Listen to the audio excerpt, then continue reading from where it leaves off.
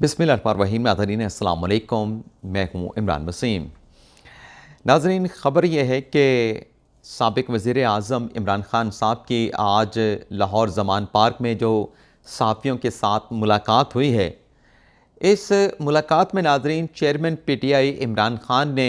तहरीक इंसाफ की कौमी असम्बली में वापसी का इशारा दे दिया है। और ये जो नाज़रीन अगर तहरीक इंसाफ की कौमी असम्बली में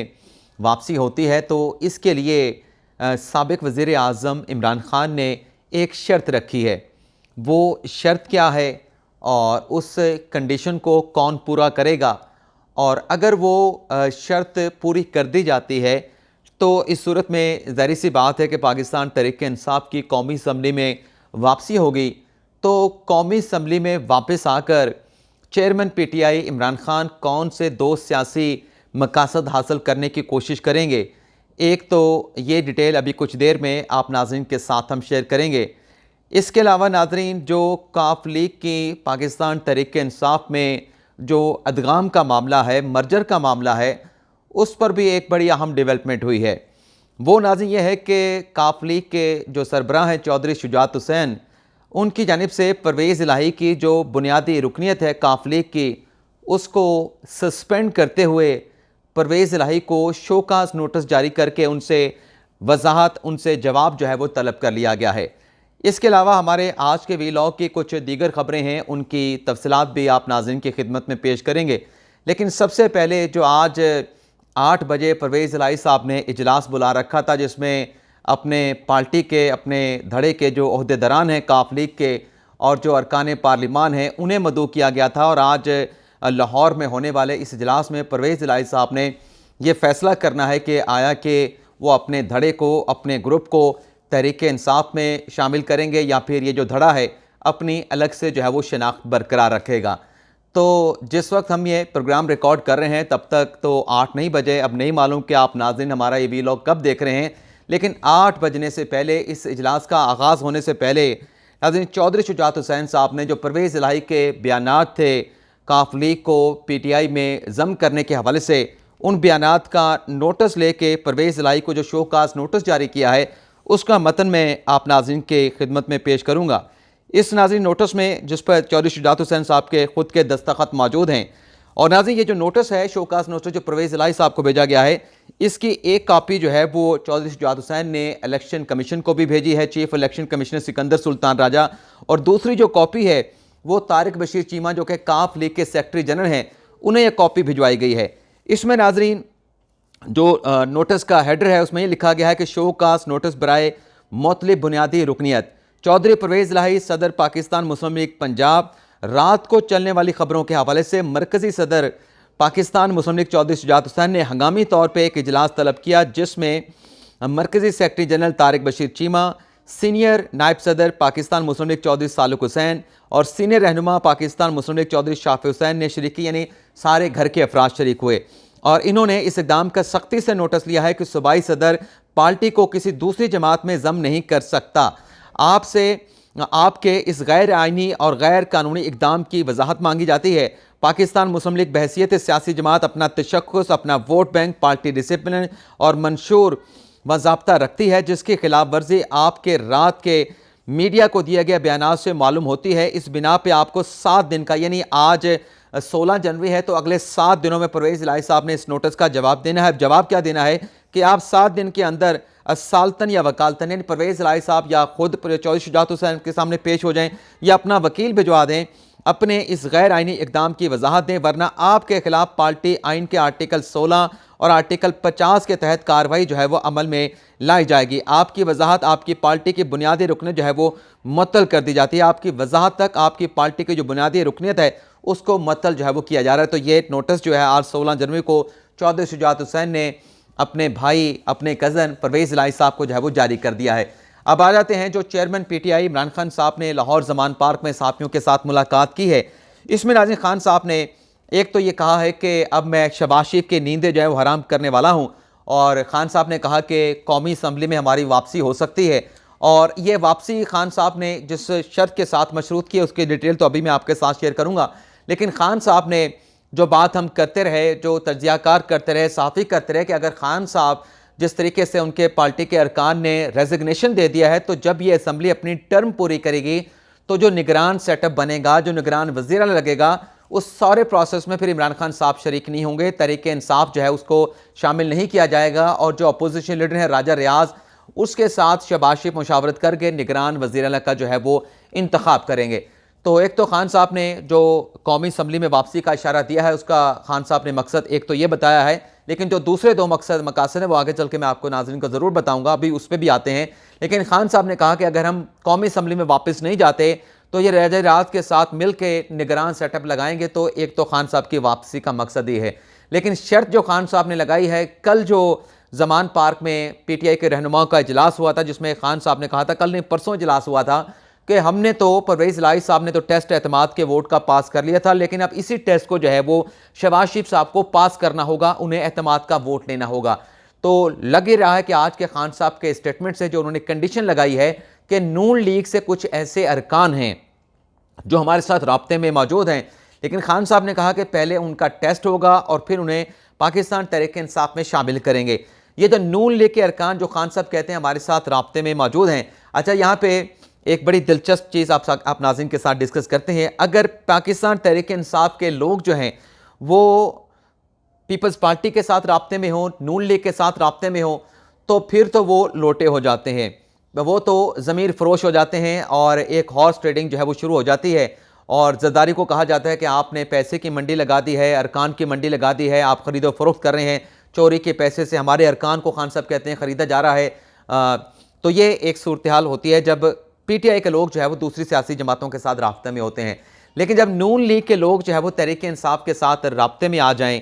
तो उससे जो है वो ज़मीर की आवाज़ कहा जाता है। तो ये एक डिफरेंस मौजूद है। जो खान साहब के साथ राब्ते में हो वो लोग मिस्टर नीट एंड क्लीन्स होते हैं, वो लोग बड़े बाज़मीर होते हैं। लेकिन खान साहब की पार्टी के लोग अगर दूसरी सियासी जमातों के साथ रवाबत बढ़ाएं तो वो लोटे हो जाते हैं, वो बिकाऊ हो जाते हैं, वो ज़मीर फरोश हो जाते हैं। लेकिन बहरहाल खान साहब ने कहा कि जो नून लीग के लोग हमारे साथ राब्तों में मौजूद हैं उनका पहले हम टेस्ट करेंगे। तो टेस्ट बज़ाहिर लग रहा है कि जब सदर की जानिब से कहा जाएगा शहबाज शरीफ साहब को कि एतमाद का वोट लें, उस एतमाद के वोट लेने के प्रोसेस में खान साहब जिस टेस्ट की बात कर रहे थे, जो लोग राब्ते में हैं, तो वो उनका टेस्ट होगा कि वो शहबाज शरीफ साहब को एतमाद के वोट में शामिल होते हैं, शहबाज शरीफ को एतमाद का वोट देते हैं, नहीं देते। तो ये खान साहब ने शर्त लगाई है कि नून लीग के जो लोग हैं, बज़ाहिर ऐसा लग रहा है खान साहब के स्टेटमेंट से जो सहाफ़ियों के साथ मुलाकात की है, अगर वो नून लीग के अरकान शहबाज शरीफ को एतमाद का वोट नहीं लेते तो खान साहब ने कहा कि हम उन्हें तहरीक इंसाफ में शामिल कर सकते हैं। और फिर खान साहब ने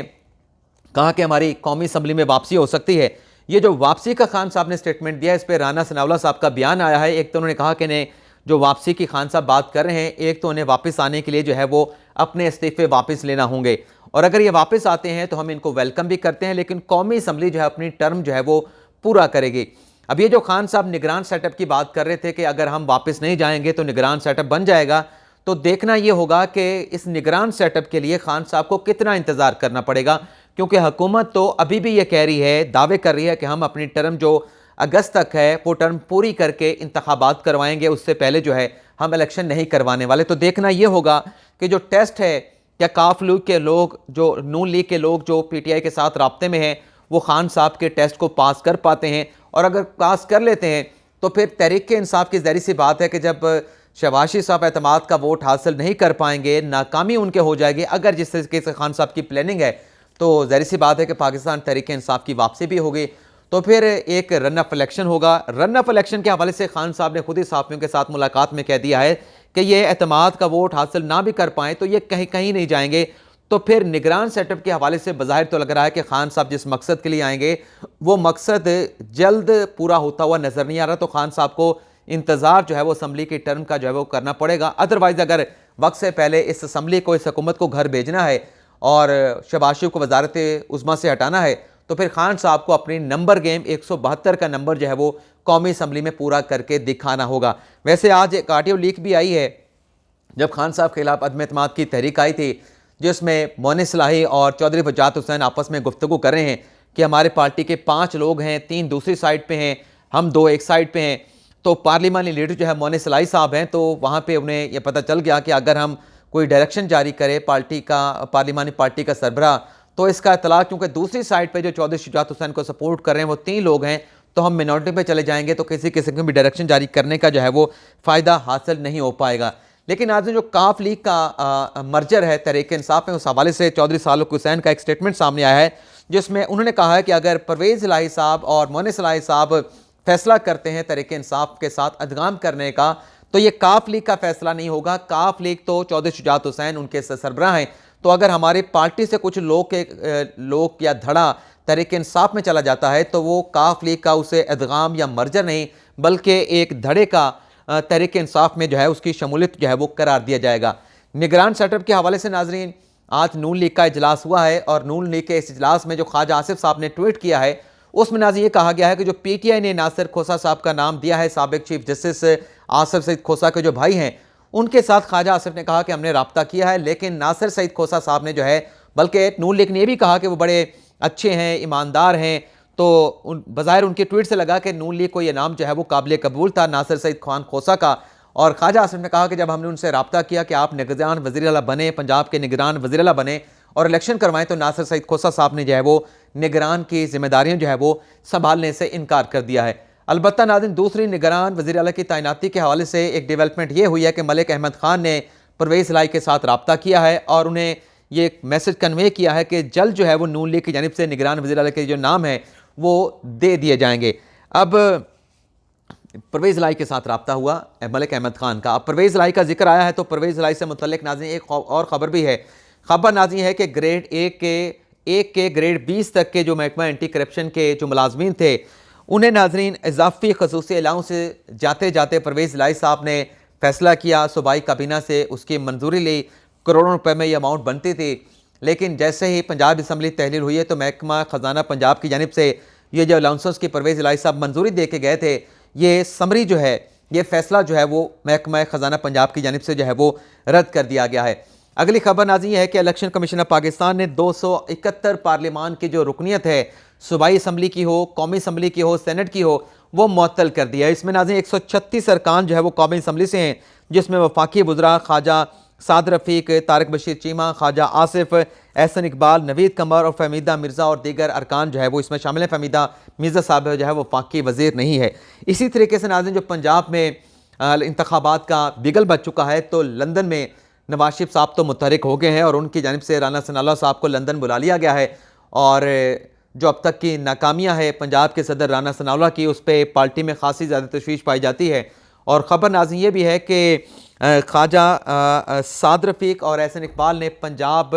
सदर मुशर्रफ नवाज़ की जिम्मेदारियाँ संभालने से माजरत कर ली है। तो राना सनाउल्लाह साहब जो है वो लंदन जा रहे हैं, तो वहाँ पे जो नवाज शरीफ चाह रहे हैं कि इलेक्शन से पहले पार्टी में ओहदों के ऊपर तब्दीलियाँ की जाएँ, तो देखते हैं कि वहाँ पे क्या जो है वो फैसला किया जाता है। लेकिन बहरहाल पंजाब की सूरत हाल के हवाले से इस मुलाकात में जो है वो गौर व खौज होगा। इसके अलावा नाज़रीन जो अगली खबर आपके साथ हम शेयर करने जा रहे हैं, वो खबर नाज़रीन ये है कि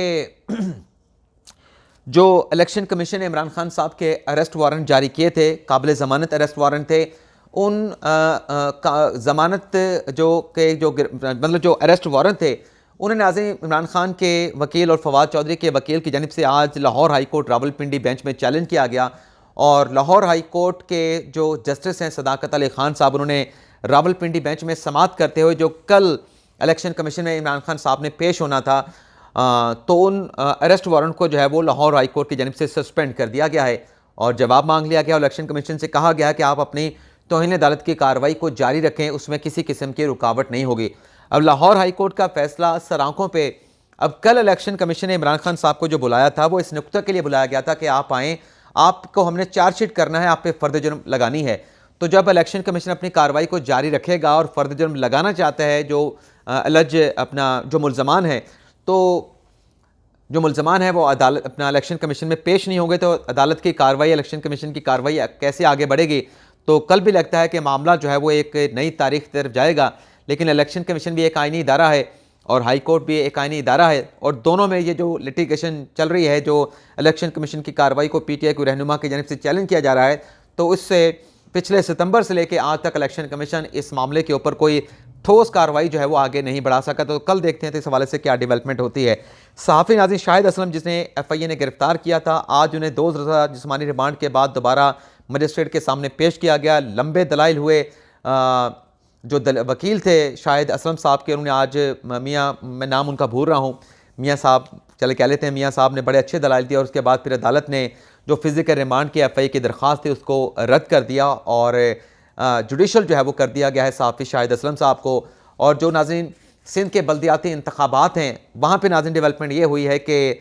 पीटीआई ने कह दिया है कि हमारा जमात इस्लामी के साथ इल्हाक हो सकता है, हम कराची में अपना मेयर ला सकते हैं। और पीपल्स पार्टी ने भी इसी बात का इशारा दिया है कि हो सकता है कि तहरीक इंसाफ और जमात इस्लामी का जो आपस में इत्तेहाद हो जाए। तो फर्दर जो भी डेवलपमेंट होगी अगले व्लॉग में आपके साथ शेयर करेंगे। फिलहाल इजाज़त चाहते हैं, अल्लाह हाफिज़।